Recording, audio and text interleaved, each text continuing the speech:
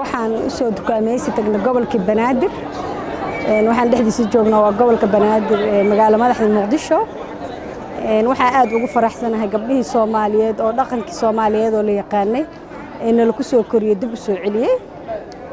waxa dareenkay dareen la soo koobi kara ma because markii aan yaraa aniga hooyaday dambiilay ku soo adeega jirtay galad waxaan aad ugu faraxsanahay inaan dambiishii iyo babsida iyo wixii wato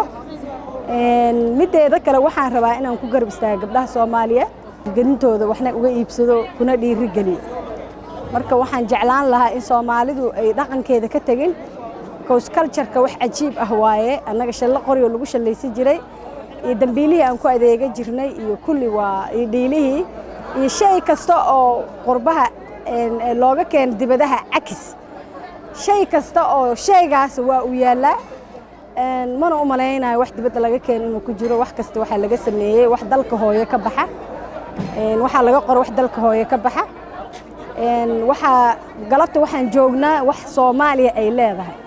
oo gabdho Soomaaliyeed oo farsamo yaqaaniin ay sameeyeen marka waxaan u hambaleynayaa oo ku garab taaganahay gobolka Banaadir shaqada uu wada haweenka Soomaaliyeed gabdhahan Soomaaliyeedna waa soo dhaweynaya